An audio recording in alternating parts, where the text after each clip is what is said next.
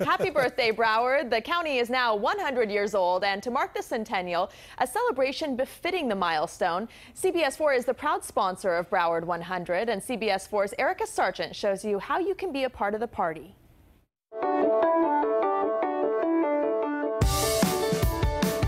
Tourists from around the world come to visit Broward's beautiful beaches, Venice-like waterways, bars, and restaurants. In fact, last year, 14.3 million people visited Broward County, contributing $11.4 billion to the local economy. But for the nearly 2 million people who call this county home, they are the reason Broward County visionaries created and unveiled Broward 100. We developed Broward 100 celebrating the artist community to pay tribute to our past and to show how important that is, but more importantly, to look to the future. We can't talk about Broward at 100 without talking about its beginnings. The county's original residents were Native American tribes, the Tequesta and Seminoles. In the 1890s, Frank Stranahan established a ferry to cross the river. In 1901, the Stranahan House was built. Today, it's Broward's oldest building. This was actually Frank Stranahan's trading post on the bottom floor.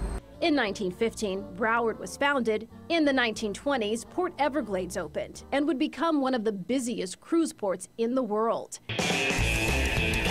1938, the Elbow Room opens. It's still on the corner of A1A and Las Olas, the oldest bar in Broward. The past and the present on display. There's so many stories, and so many people come in and say, I met my wife here, my parents met here. Where the boys are! 1960, Where the Boys Are is filmed on Fort Lauderdale Beach, transforming that stretch of sun and sand into the nation's hotspot for a generation of spring breakers. So how does a county celebrate a centennial birthday? Our main goal was to get as much of the community engaged and involved as possible while showing off our creativity, talent, and our diversity here in Broward County. The first, Visual Eyes, a series of murals. The first one at Port Everglades. The second, Inside Out, a black and white photography art project that gives a face and a voice to communities all around the world. Third, Calendar 100, more than 2,000 events and programs over the past year that haven't peaked yet. And the fourth, the ultimate celebration, Duende Weekend in early October.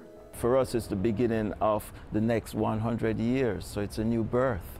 A highlight of the Duende Weekend will be a Broadway-style show called We, directed by Cirque Dreams founder and Broadway director Neil Goldberg.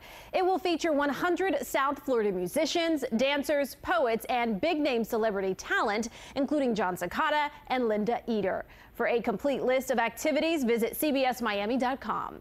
Erica Sargent, CBS 4 This Morning.